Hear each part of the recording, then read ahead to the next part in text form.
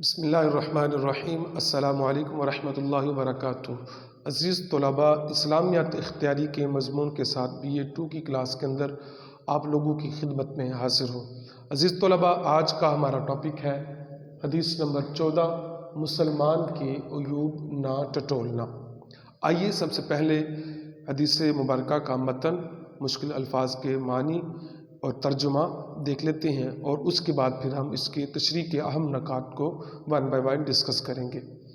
عزیز طلباء، ان ابن عمر قال سعید رسول اللہ صلی اللہ علیہ وآلہ وسلم، عبداللہ ابن عمر رضی اللہ تعالی عنہ سے روایت ہے کہ رسول اللہ صلی اللہ علیہ وآلہ وسلم صعیدہ چڑھے، علی ممبر پر، فنادا پس آپ نے پکارا، بصوت آواز کے ساتھ، رفیع بلند، یا معشر اے لوگو، من اسلم جو اسلام لایا ہے، بلسانہ اپنی زبان کے ساتھ، ولم یفض الایمان اور ایمان نہیں اترا ہے، الی قلبہ اس کے دل میں، لا تؤذوا المسلمین مسلمانوں کو اذیت نہ دو، ولا تعیروہم اور نہ ان کو آر دلاؤ، ولا تتبعوا عوراتہم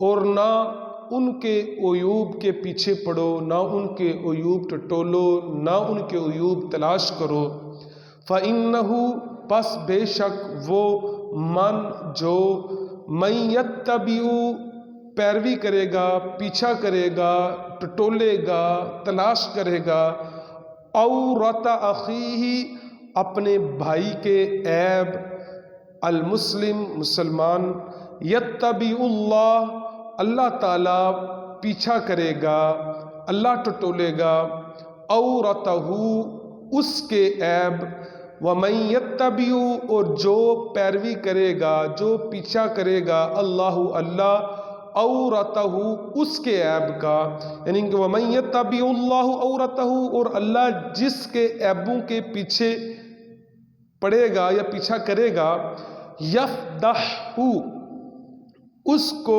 بے عزت کر دے گا، ولو فی جوف رحلہ اور اگر وہ اپنے گھر کے اندر چھپا ہوا ہی کیوں نہ ہو۔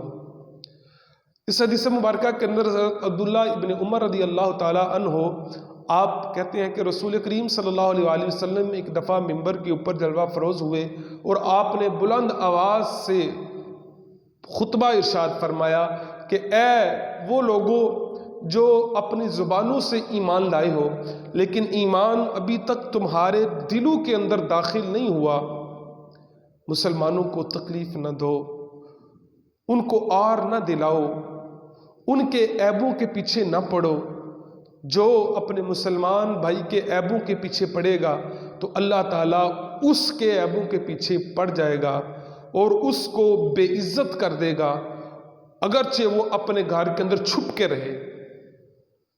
حدیث مبارکہ کا مفہوم بڑا واضح ہے کہ جو اپنے مسلمان بھائی کے عیبوں کے پیچھے پڑتا ہے، اللہ تبارک و تعالیٰ اس کے عیب لوگوں کے سامنے ظاہر فرما دیتا ہے اور اس کی عزت زائل ہو جاتی ہے، اس کی عزت ختم ہو جاتی ہے۔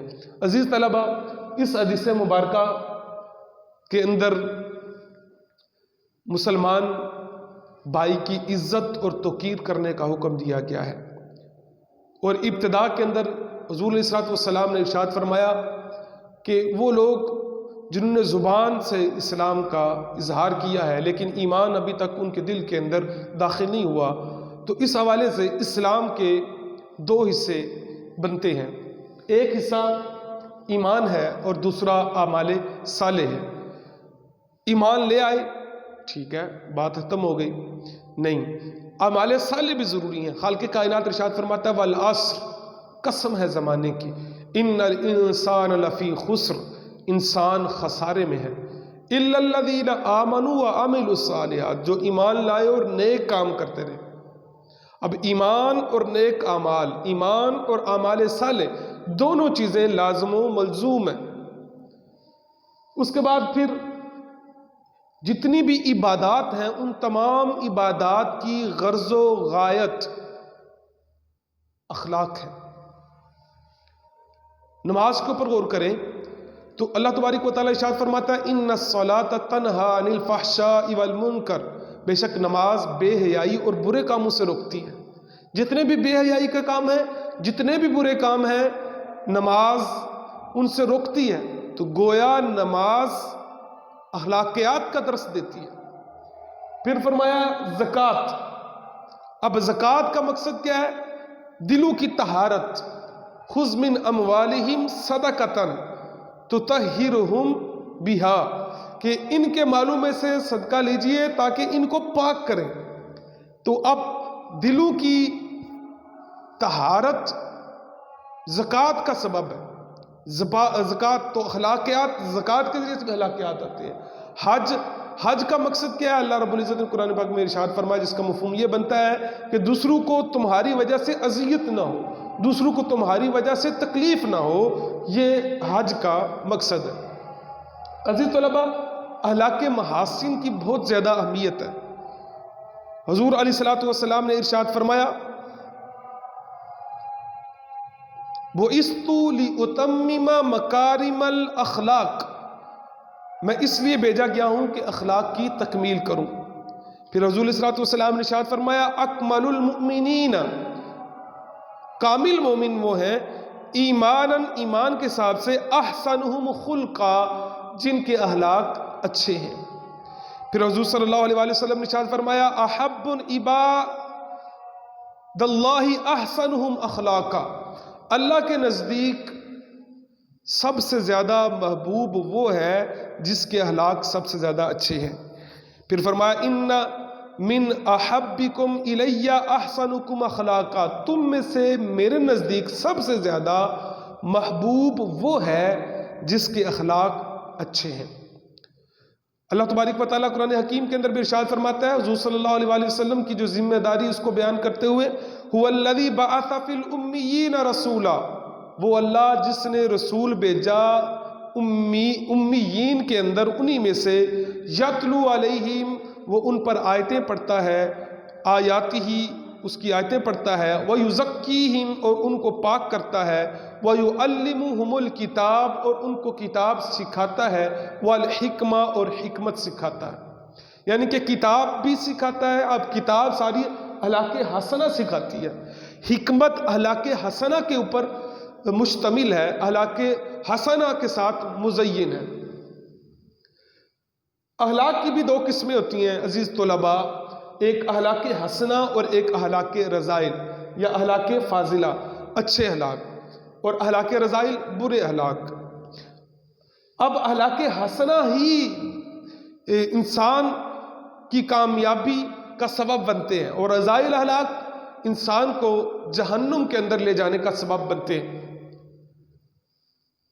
اس حوالے سے اس حدیث مبارکہ کے اندر جو رذائل اخلاق بیان کیے گئے کہ دوسرے مسلمانوں کے عیب نہ ٹٹولو، دوسروں کے عیب نہ بیان کرو۔ اللہ تبارک و تعالیٰ قرآن پاک میں بھی ارشاد فرماتا ہے وَلَا تَجَسَّسُوا، کہ تم تجسس نہ کرو، دوسروں کے عیبوں کو نہ ٹٹولو، دوسروں کے عیبوں کا بیان بھی نہ کرو۔ وَلَا يَغْتَبْ بَعْضُكُمْ بَعْضًا، وہ غیبت کے زمرے کے اندر آتے ہیں، تو پوشیدہ عیب کو ظاہر کرے گا۔ حدیث مبارکہ حضور صلی اللہ علیہ وسلم نے ارشاد فرمایا، جس کا مفہوم کچھ یوں ہے کہ جو بندہ کسی بندے کی ذلت کا سبب بنتا ہے ایسی جگہ پر جہاں پر لوگ اس کی عزت کرتے ہیں، تو اللہ تبارک و تعالیٰ بھی اس کو اس جگہ پر ذلیل و رسوا کرے گا جہاں پر اس کی عزت ہوگی۔ ہم لوگ تو اس کی فکر نہیں کرتے نا، کسی کا عیب پتہ چل جائے تو فوراً اس کو بیان کر دیا۔ مصطفیٰ کریم علیہ الصلوۃ والسلام نے فرمایا تم اس کے عیب بیان کرو گے تو اللہ تبارک و تعالیٰ تمہارے عیب دوسروں پر ظاہر کر دے گا۔ اللہ رب العزت خود ستار العیوب ہے، عیبوں کو چھپانے والا ہے، اور جب کوئی بندہ کسی کے عیبوں کو بیان کرتا ہے تو اللہ رب العزت کو وہ ہرگز پسند نہیں آتا۔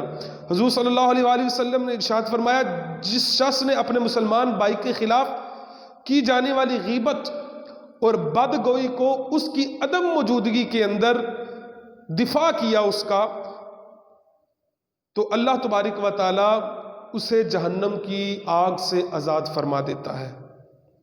عزیز طلباء، یہ تھا آج کا ہمارا ٹاپک حدیث کا کہ مسلمانوں کے عیوب کو نہ ٹٹولا جائے۔ اللہ تبارک و تعالی ہمیں بھی اپنی زبانوں کو محفوظ رکھنے کی توفیق عطا فرمائے۔ حضور نے فرمایا من سمات فنجا، جو چپ رہا وہ نجات پا گیا۔ ہمیں نجات پانے والوں کے اندر اللہ رب العزت شامل کرے، آمین بجاہ النبی الکریم۔ السلام علیکم ورحمۃ اللہ وبرکاتہ۔